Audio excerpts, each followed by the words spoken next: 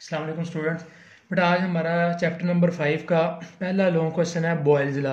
तो Boyle's law को हम स्टार्ट करते हैं। बेटा ये बहुत ज़्यादा इंपॉर्टेंट लॉन्ग क्वेश्चन है और बोर्ड में ये कई दफ़ा आया हुआ है, तो ये काफ़ी ज़्यादा इंपॉर्टेंट क्वेश्चन है, तो इसको हम देखते हैं। तो बॉयल्स लॉ बेटा 1662 की बात है। बॉयल्स एक साइंटिस्ट था, इसने एक हैरानकुन इंकशाफ किया। तो इसने कहा था अगर हम किसी चीज़ का अगर हम प्रेशर दें बढ़ाएं, किसी भी चीज़ पर प्रेशर बढ़ाएं तो उसका जो वॉल्यूम हो जाएगा वो क्या हो जाएगा, कम हो जाएगा।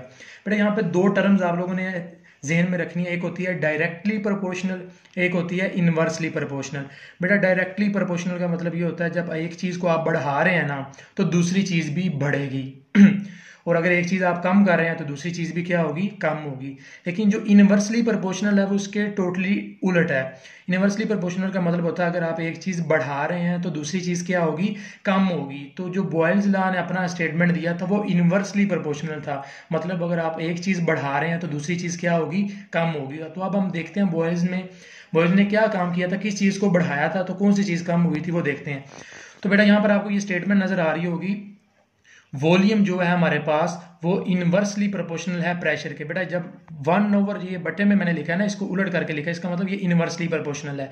इसका मतलब ये है जब आप वॉल्यूम को बढ़ाएंगे ना तो ये जो हमारे पास प्रेशर है ये क्या हो जाएगा, कम हो जाएगा। तो इसने बॉयज ने कहा था अगर आप टेम्परेचर को कांस्टेंट रखें, टेम्परेचर को चेंज नहीं होने देना, कांस्टेंट मीन फिक्स रखना है, टेम्परेचर को कांस्टेंट रखें तो किसी चीज़ पर आप प्रेशर बढ़ाएंगे ना तो उसका वॉल्यूम जो होगा वो क्या हो जाएगा, कम हो जाएगा। उसका जो वॉल्यूम है वो क्या हो जाएगा, कम हो जाएगा। मीन अगर आप वॉल्यूम बढ़ा रहे हैं ना, ठीक है, तो इसका जो प्रेशर है वो क्या हो जाएगा, कम हो जाएगा। और जब आप प्रेशर बढ़ा रहे होंगे तो इसका जो वॉल्यूम है वो क्या हो जाएगा, कम हो जाएगा। तो बेटा यहाँ पे मैंने लिखा है V inversely proportional to 1/P। V mean बेटा वॉल्यूम, P मीन प्रेशर। तो बेटा प्रोपोर्शनैलिटी जो साइन है इसको जब भी हम खत्म करते हैं हमारे पास एक कांस्टेंट आता है, तो वो कांस्टेंट कौन सा हमारे पास, K। इस कांस्टेंट को हम किससे लिखेंगे, K। अब बेटा ये देखें ये P हमारे पास इधर डिवाइड हो रहा है तो इस तरफ जाके ये क्या हो जाएगा, V के साथ मल्टीप्लाई हो जाएगा। तो ये V के साथ क्या हो गया, मल्टीप्लाई हो गया। तो ये इक्वल किसके आ गया, K के। K mean constant. तो बेटा देखें जब वॉल्यूम और प्रेशर को जब हम मल्टीप्लाई करेंगे तो आंसर कांस्टेंट आएगा।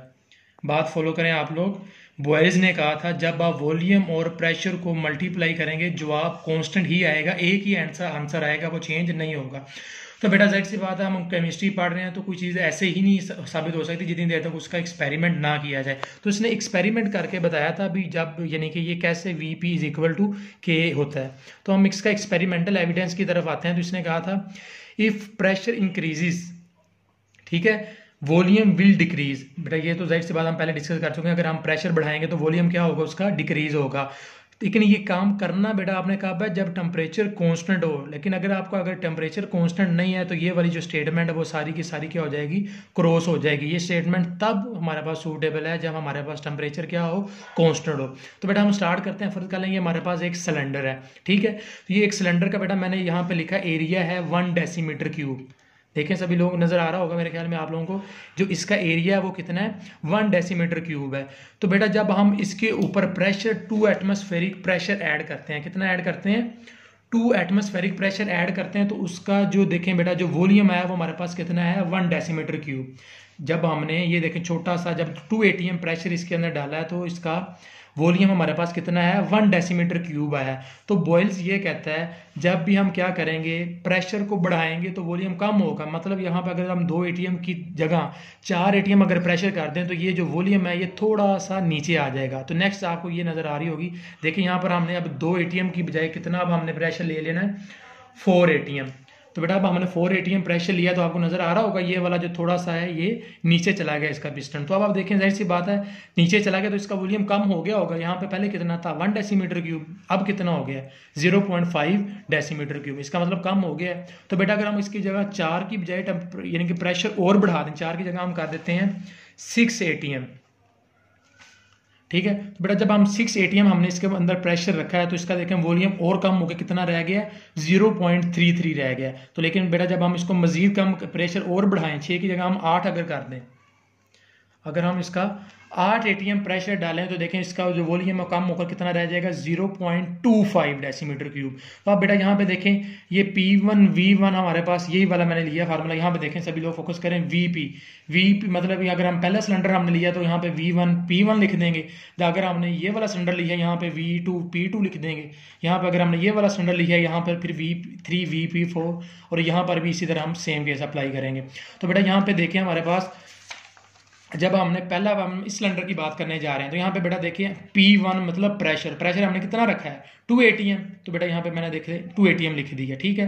फिर V1 है वो हमारे पास कितना है 1 डेसीमीटर क्यूब। तो यहाँ पे देखें मैंने 1 डेसीमीटर क्यूब लिख दिया। तो दोनों को मल्टीप्लाई किया तो आंसर 2 आया है, ठीक है। फिर इसी तरह बेटा हमने सेकंड सिलेंडर लिया तो सेकंड सिलेंडर में आप देखें P2 है, P2 मीन ये प्रेशर देखिए कितना है 4 ATM। तो यहाँ पे मैंने 4 लिख दिया।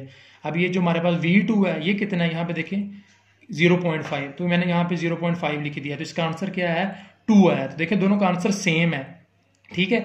और अगर चारों का आंसर सेम आता है तो फिर हम कह सकते हैं ये जो स्टेटमेंट बॉयल्स ने दी थी वो क्या है बिल्कुल दुरुस्त है, ठीक है। अब हम आते हैं तीसरे की तरफ। देखें तीसरे का P3 हमारे पास ये वाला सिलेंडर है, इसका देखें प्रेशर कितना है 6 ATM और उसका वॉल्यूम कितना है 0.33। ये देखें 6 ATM 0.33, आंसर इसका क्या है 2 है। इसी तरह 4 सिलेंडर लें, उसका देखें प्रेशर कितना है 8 ATM, वॉल्यूम कितना है 0.25। तो देखें इसका जो आंसर हमारे पास क्या है इज इक्वल टू 2 है। यानी कि देखें सभी का आंसर हमारे पास क्या है 2 है। तो इसका मतलब बॉयज ने जो बात की थी भी VP is equal to K, यानी कि आंसर हमारे पास क्या आएगा एक K आएगा, K मीन कांस्टेंट उसका आंसर आएगा। तो देखें सभी का आंसर हमारे पास सेम ही है, इसका भी 2 है, इसका भी 2 है, इसका भी 2 है, इसका भी 2 है। तो जब भी सभी का आंसर सेम है तो हम कह सकते हैं P1 V1 is equal to P2 V2 is equal to P3 V3 is equal to P4 V4। यानी कि सभी जो सारे होंगे इनको प्रेशर और वॉल्यूम को जब भी हम मल्टीप्लाई करेंगे, बात फोकस करें आप लोग, जब भी हम टेम्परेचर को कांस्टेंट रखते हुए प्रेशर और वॉल्यूम को मल्टीप्लाई करेंगे तो आंसर सेम आएगा। इसमें भी हमने देखें आंसर सेम है, इसमें भी प्रेशर और वॉल्यूम को हमने मल्टीप्लाई किया आंसर सेम है, इसमें भी सेम, इसमें भी सेम, ठीक है। तो आंसर सभी में सेम है। तो हम कह सकते हैं P1 V1 is equal to P2 V2। तो ये बेटा स्टेटमेंट थी जो बॉयल्स ने दी थी। तो बेटा ये कई दफ़ा बोर्ड में ये लॉन्ग क्वेश्चन पूछा गया है, तो आप लोगों ने अच्छे तरीके से इसे करना है। आपने सबसे पहले आपने इसकी मैथमेटिकल स्टेटमेंट आपने ये वाली लिखनी है, ठीक है। बुक में इसकी डेफिनेशन दी हुई है वो आप डेफिनेशन लिखनी है आपने। फिर उसके बाद आपने एक्सपेरिमेंटल एविडेंस इसका लिखना है और इसकी डायग्राम आपने बेटा जरूर बनानी है। डायग्राम नहीं बनाएंगे तो 1 मार्क आपका कम हो जाएगा, ठीक है।